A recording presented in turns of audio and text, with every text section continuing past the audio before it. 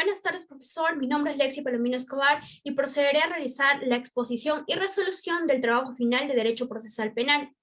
Con respecto a la primera pregunta,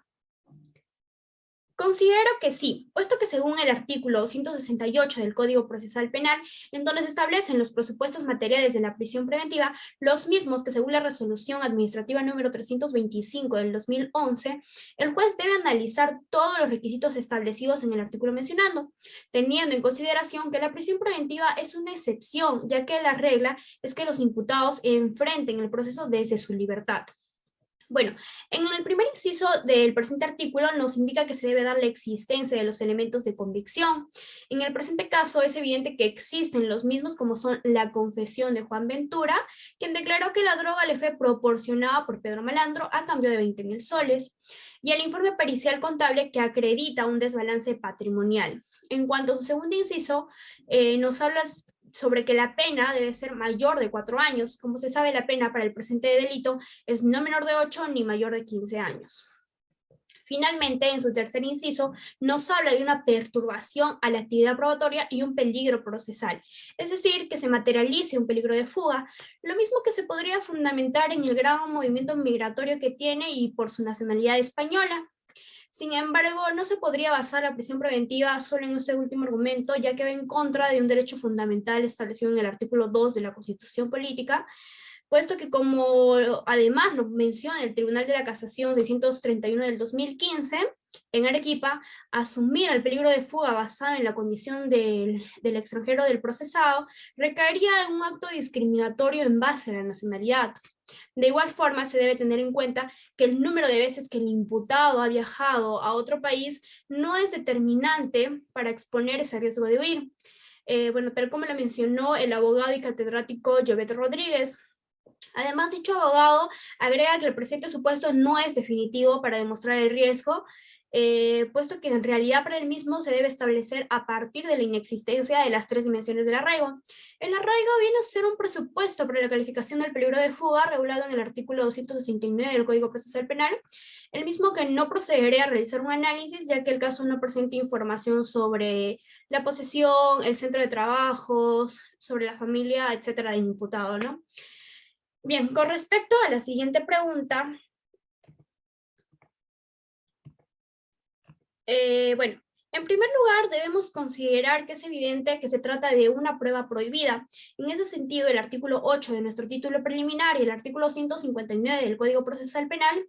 la incorporación, valoración u utilización de las presentes pruebas vendría a ser inaceptable, ya que vulneran el derecho fundamental a la intimidad.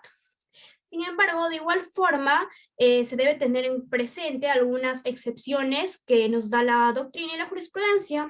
que permiten la incorporación de medios probatorios ilegales o ilegítimos, como por ejemplo la ponderación de intereses. En el Perú se aceptó esta excepción mediante el Acuerdo Quinto Jurisdiccional Superior Nacional Penal, problemática en la aplicación de la norma penal procesal penitenciarial realizado en la ciudad de Trujillo del 11 de diciembre del 2004, señalando que admite la doctrina la ponderación de intereses, atendiendo el interés mayor que prevalece sobre un interés menor. En este caso, la ponderación a disputa se da entre el derecho a la intimidad y los bienes jurídicamente protegidos, que evidentemente se ha transgredido ya que provoca un daño económico, por ende, pues un daño social. Cabe señalar que la presente ponderación se debe tener en cuenta el principio de proporcionalidad bajo los criterios de idoneidad, necesidad y proporcionalidad, ¿no? Bueno,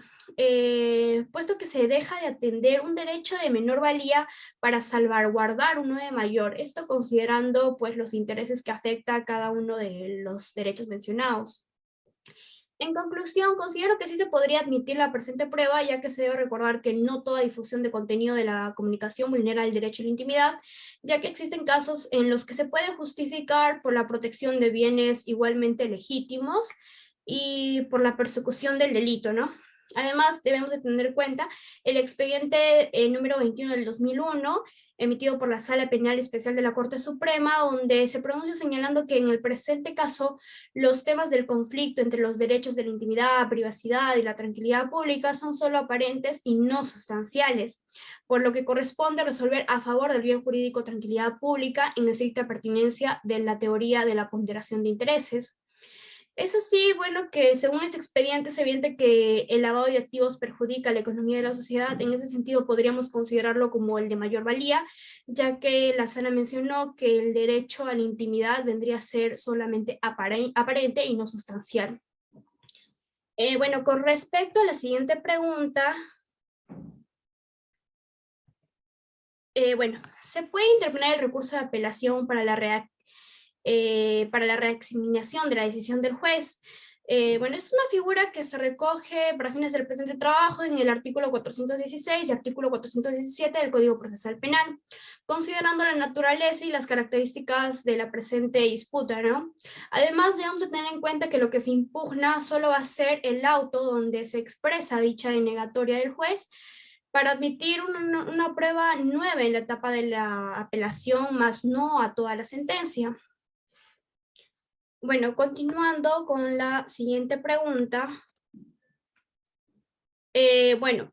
poniéndome en la posición del fiscal y encontrándome en la etapa intermedia, considero que se debe realizar un requerimiento de acusación, ya que según el artículo 122 del Código Procesal Penal sobre los actos del Ministerio, sobre el Ministerio Público y el 349 del presente artículo sobre la acusación, considero que los hechos narrados dentro de la etapa intermedia, bueno, tras la investigación, lo que corresponde es formalizar la acusación por medio de dicho requerimiento. Además, también debemos de tener en cuenta que los medios de prueba fehacientes que se ofrecieron son los que impulsan la iniciación de acusación para poder llegar al proceso de juicio oral.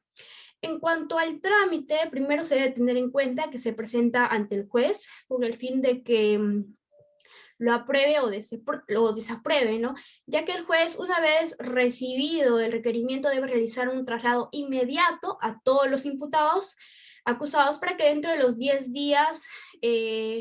puedan formular su defensa, como las observaciones formales, plantear cuestiones de fondo, excepciones, etc. Asimismo, durante ese plazo pueden solicitar una revisión de las medidas cautelares que se presentan. Una vez transcurridos los 10 días, el juez debe convocar a una audiencia en la misma que el fiscal realizará el argumento de dicho requerimiento y la pretensión punitiva que esté solicitando, para posteriormente realizar el elemento formal y continuar con el control sustancial para evaluar si el caso merece o no ir a juicio oral. Para ello se debe tener en cuenta el artículo 344, inciso 2 del Código Procesal Penal. Finalmente, en caso o en supuesto que el juez decida que el caso sí tiene el mérito, se emite el auto de enjuiciamiento, ¿no? Bien, con respecto a la siguiente pregunta, bueno, considero que no, puesto que primero debemos tener en cuenta que la presunción se encuentra regulada en el artículo 2, inciso 24, literal E de la Constitución, el cual precisa que toda persona es considerada inocente mientras no se haya declarado judicialmente su responsabilidad. De igual forma, el artículo 2 del Código Procesal Penal, específicamente en su título preliminar, menciona que toda persona imputada de la comisión de un hecho debe ser considerado inocente y que antes de una sentencia firme, ningún funcionario o autoridad puede presentar a una persona como culpable. En ese sentido, si bien es cierto existen elementos de convicción sobre la comisión del delito, resulta imposible condenar a alguien por dichos elementos sin antes pasar por el juicio correspondiente, ya que se vulnerarían diversos principios y derechos como el debido proceso, el derecho a la defensa, entre otros, ¿no? Bueno, en cuanto a la siguiente cuestión, bien, bueno, como se sabe, la estructura del nuevo proceso penal se edifica sobre la base del modelo acusatorio, donde fundamentalmente se da la separación de funciones de la investigación y el juzgamiento, y la libertad del imputado es la regla durante todo el proceso. En ese sentido, la investigación penal estará a cargo del fiscal y la decisoria a cargo del juez. Bueno, cabe señalar que dicha norma imposibilita a los jueces a ordenar ampliaciones de la investigación realizada, por los agentes del Ministerio Público en aquellos casos en que en algunos aspectos no estén claros. De igual forma, en caso el juez considere que hay un punto oscuro en la investigación, una situación que no está clara, no podría ordenar una ampliación del sumario, puesto que ello implica realizar un acto de investigación e incluso el ejercicio encubierto de la acción penal. Pues en ese punto oscuro que se aclara podría ir en contra de los intereses del acusado. Sin embargo, considero que dicha modificación fue muy importante y relevante, puesto que asegura la garantía al principio de un proceso justo, puesto que elimina la concentración de funciones de investigación y juzgamiento, ya que dicha fórmula presentaba una clara violación a la imparcialidad del juzgador. Bueno, eso fue todo. Muchísimas gracias.